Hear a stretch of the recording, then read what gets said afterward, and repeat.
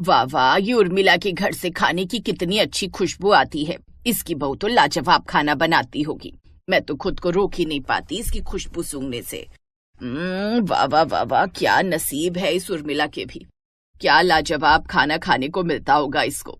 मैंने भी अपने विराट को कितना कहा था कि गांव की लड़की से ब्याह कर ले, कम से कम खाना तो अच्छा खाने को मिलता, लेकिन नहीं, ले आया शहरी बहू। अब जैसी मर्जी कच्चा पक्का पकाकर बैग उठाकर चल पड़ती है ऑफिस। अरे तो क्या हो गया माया जी, अब हर लड़की अलग अलग होती है ना। और बड़े बेटे की दुल्हन गांव से नहीं आ पाई तो कोई बात नहीं, शहरी बहू ले आना। हाँ, ये तो आप ठीक कह रहे हो जी। मैं उर्मिला से ही बात करती हूँ, क्या पता उसी की नजर में कोई अच्छी लड़की हो। हाँ, लेकिन पहले तुम इस बारे में बाकी सब परिवार वालों की मर्जी भी तो जान लो। ठीक है, शाम को जब सब ऑफिस से घर आ जाएंगे तो मैं सबसे इस बारे में बात करूंगी।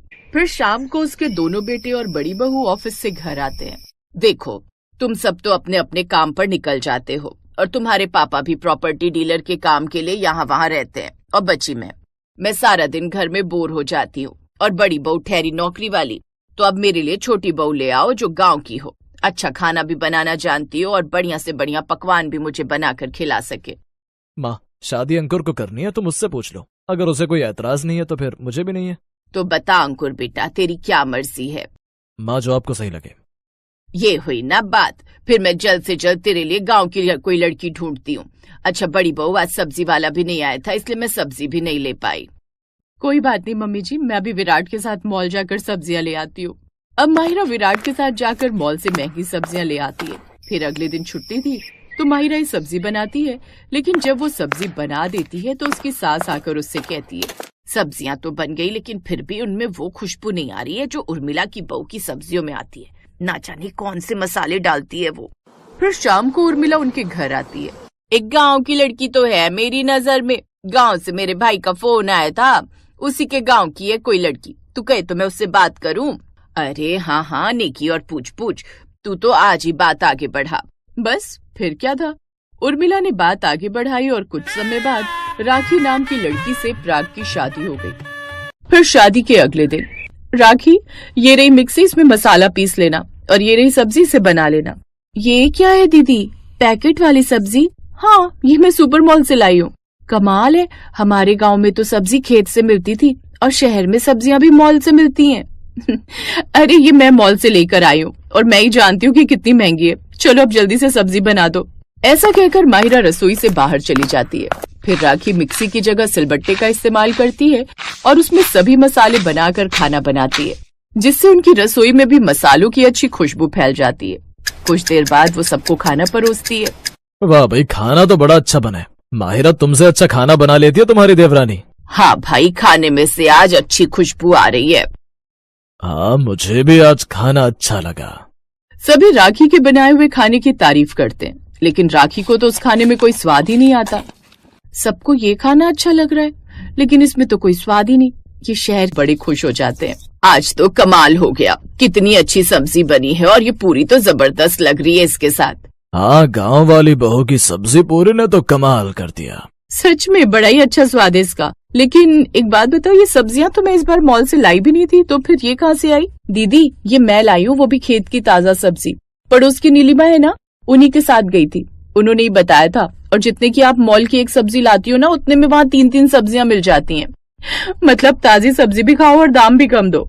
हाँ दीदी, और माँ जी आपको पता है, मुझे पता चला है कि पड़ोस की रुम्पा दीदी भी वहीं से सब्जी लाती हैं। ठीक है, तो अब से इस घर में भी हमेशा वही ताजा सब्जी आएगी। उस दिन के बाद वो हमेशा खेत की ही ताजा सब्जी लाती और वो उसे बनाते, जिसकी खुशबू पूरे मोहल्ले में फैल जाती।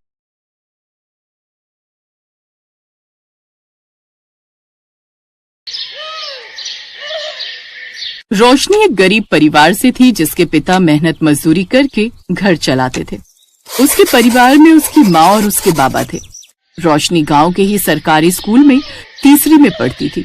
एक रोज जब वो अपने स्कूल में लंच करने बैठी हुई थी तो उसने अपना टिफिन खोला, जिसमें 2 सूखी रोटी रखी हुई थी, साथ में थोड़ा सा नमक रखा हुआ था।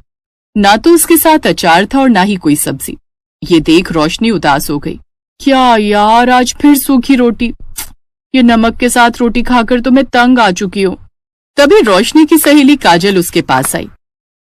ए रोशनी, ये ले कुरकुरे खाएगी? कुरकुरे? ये कैसे होते हैं? अरे खाकर देख, ऐसी मस्त चीज नहीं खाई होगी तूने। कमाल के होते हैं, ले खाकर देख। मेरे बाबा ने सुबह स्कूल आते वक्त दुकान से दिलवाए थे।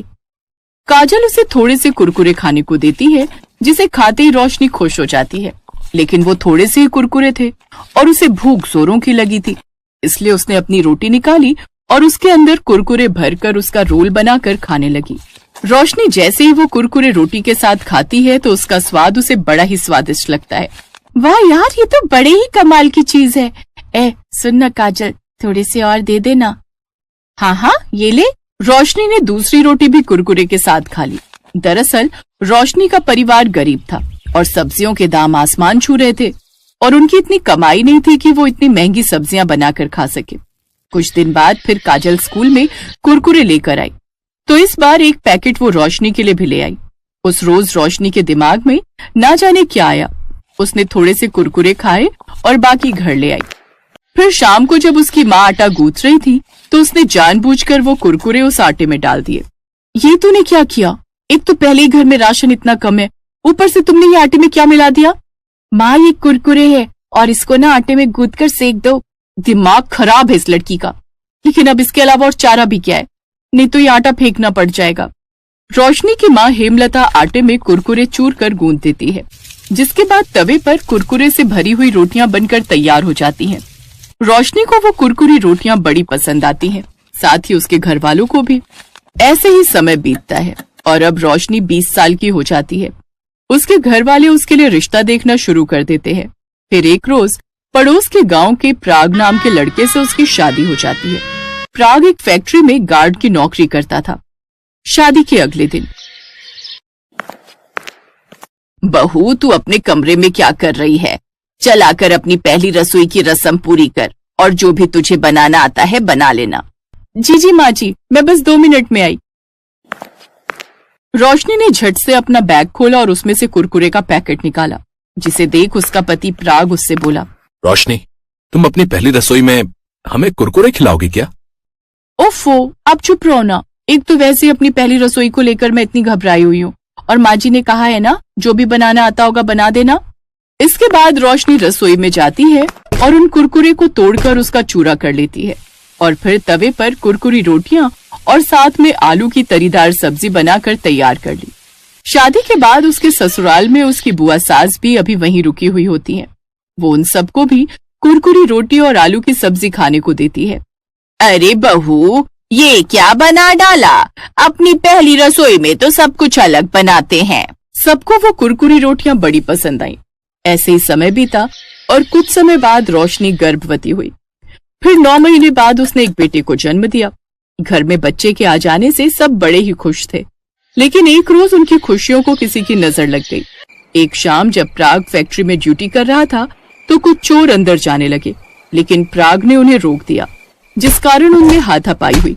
चोरों ने प्राग पर चाकू से वार कर दिया। तभी दूसरे गार्ड ने जल्दी से पुलिस को फोन करके वहां बुला लिया।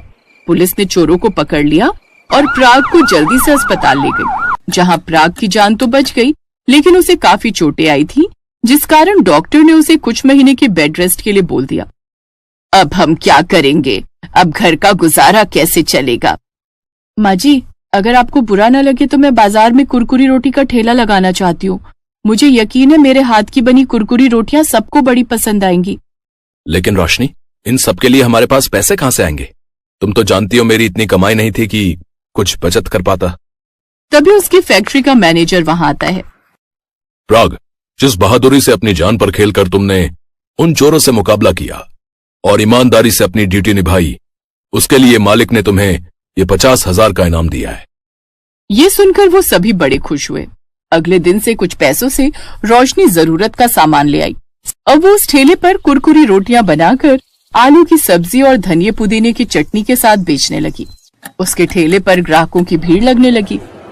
अब तो उसके गांव के साथ साथ दूसरे गांव के लोग भी वहां आने लगे। बहुत तारीफ सुनी है तुम्हारी इस कुरकुरी रोटी की। बहुत तारीफ सुनी है तुम्हारी इस कुरकुरी रोटी की। हमें भी तो चखाओ भाई। वैसे कितने की है ये प्लेट? भाई साहब, सिर्फ 20 रुपए प्लेट। अरे वाह, इतना कम दाम। मेरे लिए लगा दो एक प्लेट। ग्राहक ने जैसे ही उसके हाथ की कुरकुरी रोटी खाई, उसका स्वाद वो भुला ना सका। अब तो जो भी एक बार उसके ठेले पर आता, वो हर बार आता। अब रोशनी की अच्छी खासी कमाई होने लगी। 4 महीने बाद पराग भी पूरी तरह ठीक हो गया और अब उसने भी गार्ड की नौकरी छोड़ दी और रोशनी के साथ उसके ठेले पर उसका हाथ बटाने लगा और अब वो खूब पैसे कमाने लगा। Best buddy.